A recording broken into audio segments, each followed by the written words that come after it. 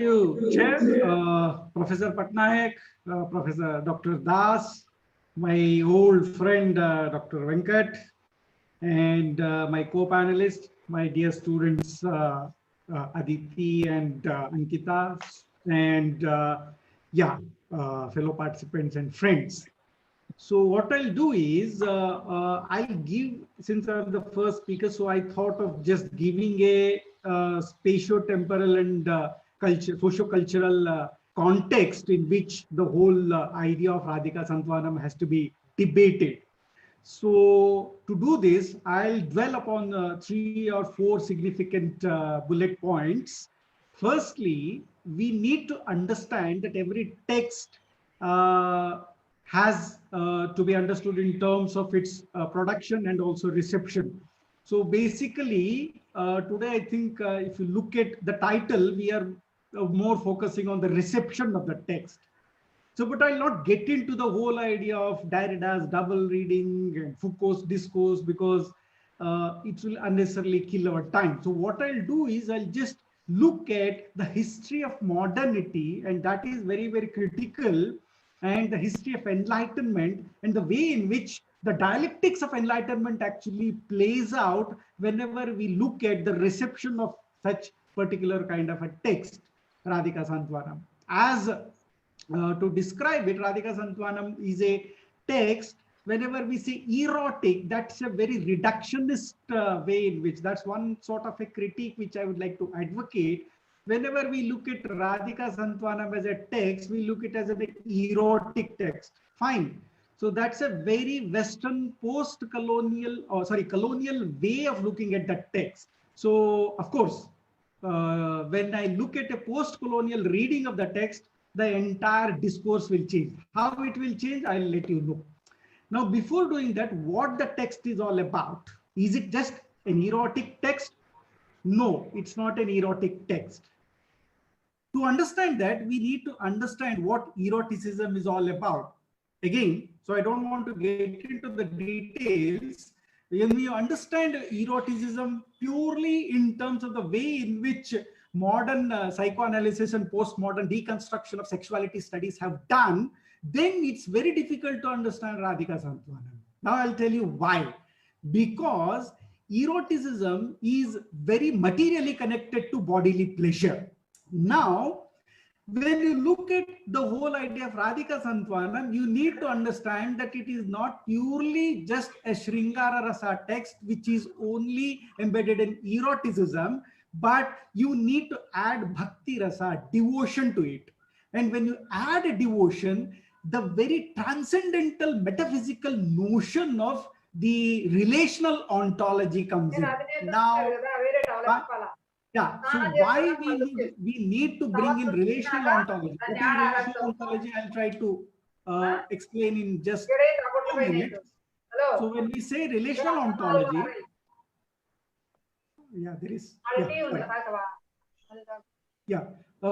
when we say relational ontology, the relationship cannot be reduced in terms of the cosmic as one. Can we unmute?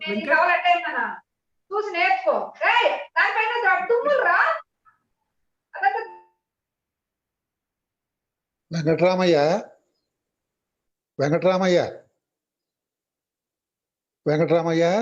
Sir, namaste sir. Chappan sir. అందరిని mute చేసేయండి, మాట్లాడేవాళ్ళు తప్ప. ఎవరెవరు వేరే మాట వినిపిస్తున్నాయి. తెలుగు మాట వినపడుతున్నాయి. తెలుగు వాళ్ళు మాట్లాడుతుంది వినపడుతుంది. ఇళ్లలో మాట్లాడి వినిపిస్తున్నాయి. అవునవును, జ్యోతి మేడం మాట్లాడుతున్నారు. కట్ చేయండి అది. Sir. Please continue, sir. Sir, you have to unmute yourself, please.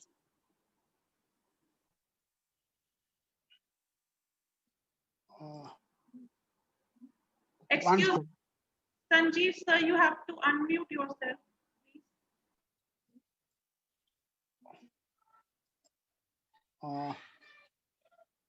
Sir, can you unmute, sir?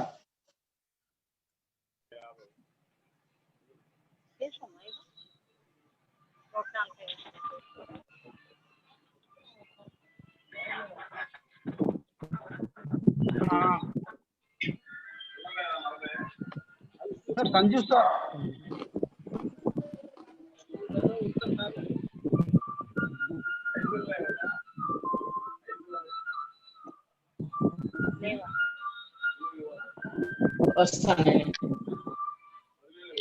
Madam, can you continue with another speaker, madam? I'm going to his place and I'll solve the problem.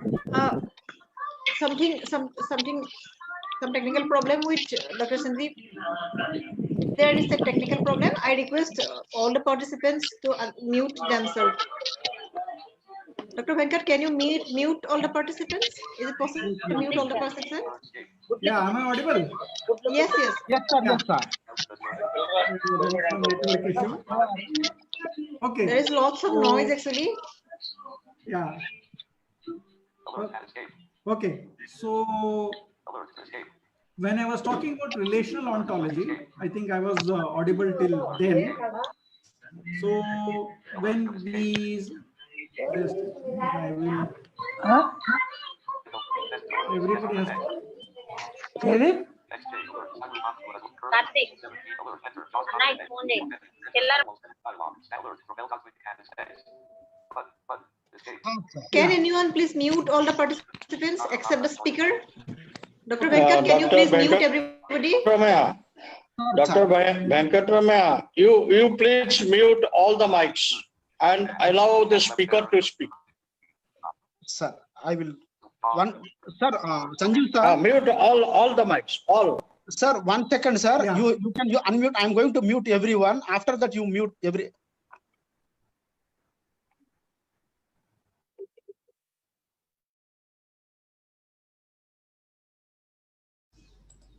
Sir, now you can. Sir, now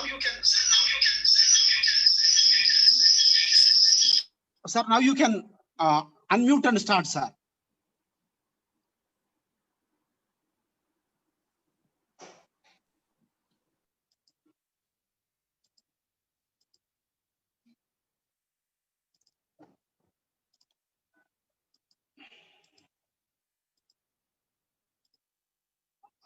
Sir, can you unmute, sir? Okay. Yeah, I had turned off. Am I audible now? Yes, sir. Yeah. Okay. So when we say relational ontology, why I'm using this term in terms of Radhika Santwanam is we need to understand that the relationship between the cosmic and the worldly being, it's very interesting in terms of whenever we look at the bhakti literature in India. So whether you want to put Radhika Santwanam in the genre of bhakti literature, that's a different issue. But why I'm trying to advocate this issue is because when the West starts to read an Indian text, it is very surprising for them whenever they look at like gods and goddesses having sex. So this is a very interesting or a very astonishing phenomena for a Western reader, because the Western post-enlightenment tradition is completely different, which was born in terms of the post-Christian morality. When I say post-Christian morality, I'm becoming very much in terms of what German existential philosopher Nietzsche says. Enlightenment is all about the idea of good and evil. So whenever we look at good and evil, the idea of liberty, morality, ethics, everything was part of what the church had imposed on the people of Europe for about 1,000 years. And Enlightenment actually revived those values. So how did it actually revive? That is what we call as the Victorian era in the early modern period of Europe, especially in Britain. And Victorian era is very, very critical for us in terms of our own colonial history. And it is in that context, we need to locate the text of Radhika Santwanam. Now, in terms of Victorian ethics, the idea of sex itself or eroticism itself is a very condemnable act, in the sense as long as it has its own utilitarian value of reproduction, but you cannot consider it as a creative source or as a source of entertainment. So writing a book on eroticism or say the sexual activity of say Krishna and Rukmini or Krishna and Radha, so that becomes very astonishing for the Western audience, because the problem is two things. Number one is the West cannot believe that gods can have that material pleasure. So if you believe that Lord Krishna is a god, then how can Lord Krishna have a material pleasure? So that is one thing. So in that sense, if you even look at Wendy Doniger's text, the history of the alternative Hinduism, the alternative history, that's a very interesting text where, or Shiva's erotic text on Shiva and Parvati. So all this would indicate that how the West was looking at India. So the West was looking at India with a very Oriental bias, where the West constructed India as an Orient, not on the merit of what India had, but what their own institutions, their own power interest, what their own values actually taught them. They were not looking at India in a very empirical manner as what the Indians were, but they were looking at India as what they were taught to look at the other, the exotic other. So the exoticism in this text, we need to understand in the sense that eroticism in a material sense, whenever we look at Radhika Santwanam, it will mislead us to understand, and that led to the Britishers actually banning the text also. Why did the Britishers actually ban the text? So basically even they did it with Abhigyana Shakuntalam. So when Abhigyana Shakuntalam was translated by the Orientalists, and when it was taken back to UK, so people were astonished. They said that the next generation will be completely spoiled by reading Abhigyana Shakuntalam. But you know, when Sringara Rasa cannot be actually equated with eroticism, and that is the mistake. That is where post-colonialism and the reading of the text actually comes into picture. This is what Gayatri Spivak actually calls as catachresis. Now, that is the mistake we make, or what, you know, we try to provincialize Europe, as what Dipesh Chakravarti actually says. So whenever we try to provincialize Europe, tries to impose those moralities, ultimately, what happens, what as Homi Bhabha says, it will create a hybrid space.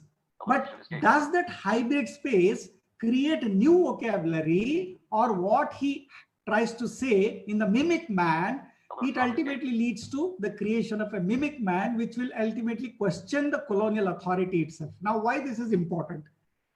Now, the idea of mimicry, when we are trying to look at Radhika Santwanam from the vocabulary which we have got from what we say the West. The West has given us the vocabulary called, okay, ethics. They have given us the vocabulary called, say, beauty. They have given us the vocabulary called eroticism. Now, this is a very problematic issue. When we try to impose our text and try to read those texts by putting on the lens of this vocabulary, then obviously we are trying to trouble ourselves. This is one part of the problem. So English educated, we are all English educated. We have been trained in the, we are all disciples of Macaulay. We know that we are all disciples of Macaulay. After 1835, we all have become brown sahibs, as what Gyan Prakash says. In a post-colonial term, we have become brown sahibs, trying to mimic what has been granted to us by the imperial metropolis. But the imperial metropolis is not treating us on the merit of our own indigenous vocabulary. They have their own set of post-enlightenment vocabulary that they are trying to read the text, and we are trying to give in to that very argument. So this is what happens. So the word eroticism is a very wrong terminology to use for Radhika Santwanam, because when we say Ras Leela, you know, Ras Leela, and when we say Krishna, so the very idea of eroticism, it looks a very materialistic construction. But did the 16,000 Gopikas, the queens, did really exist? No, it is all metaphysical. That is why you need to understand that we need to look at this issue from relational ontology. There is a cosmic metaphysical self, and there is an empirical being like a human being, and the relationship is always comparative. So if somebody says that Mirabai actually was united with Lord Krishna in Dwarka, a Western reader will be completely astonished. How can a woman, 50-year-old woman, she can vanish into the rock idol of Krishna? Can a woman go into the rock? But these are our own beliefs. So the very idea of dialectics of enlightenment is between faith and reason. That is why the Frankfurt School, Theodor Adorno and Max Horkheimer actually, try to argue in terms of this dialectics. So we are tied up between our own modern conceptions that everything has to be seen. So if Radha and Krishna, if they are together, if they are having sex, then that is a materially constructed thing. But it is not the case. If Shiva and Parvati are having sex, they don't have to physically unite. They are not physical beings at all. So the Western reader would not understand this. Now, what happened to the Indian reader? Why it was not well received in the Telugu Nadu or India itself? So there is a masculine bias to it. So, of course, in the masculine bias, what happened is colonialism provided us with epistemes and categories to bring women into double marginality. That was a very simple nationalist resolution of the women's question, as what Partha Chatterjee says. Now, the Indian patriarchic structure, which is very much tied up to the resources, which is very much tied up to the power structure. So obviously, colonialism, the caste system, and then the resources, they all triangulated with each other to bring in a domination, a new form of hegemony. So this is what the Gramsci calls as Commodore class. Now the Commodore class, what in India, the educated elite of India, when they picked up such texts, giving up patriarchy, any woman writing a particular text on eroticism means you are trying to liberate the women. You are giving that much of freedom to women, saying that, okay, you can write such kind of texts. But women have to abide by some sort of norms, Lakshman Rekha. There is a Lakshman Rekha. If you actually cross that, obviously the nationalist idea of women, the very idea of women and the Bharat Mata, who is a synonym, that will completely get demolished. So how the Britishers, they did not do it single-handedly. You need to understand that there was a coalitional interdependence between the Commodore class in India, the Babus in India, the Brown Sahibs in India, who wanted to actually further their own patriarchic and hegemonic intentions. They tied up with the Britishers, and they actually they were the information providers. When actually Warren Hastings came to India, how would he know that, like Indians believe in Manusmriti? Indian society is not run by Manusmriti, but it was the Brahmins who actually taught Warren Hastings. This is what scholars like Gloria Raheja and others actually argue. They actually were giving the information to the Britishers that, okay, if you want to understand India, then understand Manusmriti. Then you understand Manusmriti, then obviously you say that, okay, there are 4 Varnas. So then the Britishers obviously understood that there were 4 Varnas, and then the women completely confined to the house. So you can understand that Manusmriti combined with Victorian morality. That is where texts like Radhika Santwanam. So Vatsyayana writing a Kama Sutra was, later on applauded by Orientalists, saying that, okay, this is some sort of a discovery, because a lot of Vatsyayana's Kama Sutra has medicinal chapters. Last few chapters are on bodily care, cosmetics, and like parlor kind of a discourse, and medicine also. So, but women in England and women in India both were expected to be very polished, educated, but not talk about sex. So then how can Radhika Muddupalani, a woman, talk about the sexual activity of Radha and Krishna? Again, there is, you need to understand that the revival of Hindu, the neo-fundamentalist, the classical fundamentalist revival of Hinduism that happened in the 19th century.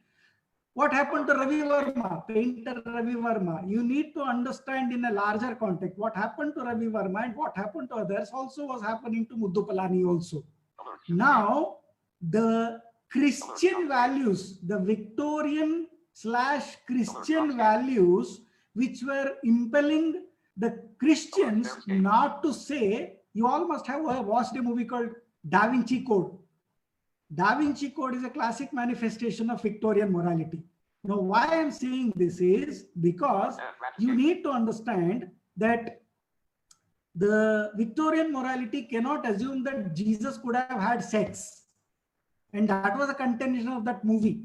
So there was a lot of opposition from the church. There was one society which believed that Jesus had a girlfriend and then Jesus had a child. Now, this is heresy. So Krishna having a girlfriend, having physical sex is a heresy. That too coming from the pen of a woman. So this is where I would like to conclude. So that is why let us not consider Radhika Santwanam as just a, what you can say, erotic text. Try to combine Bhakti Rasa.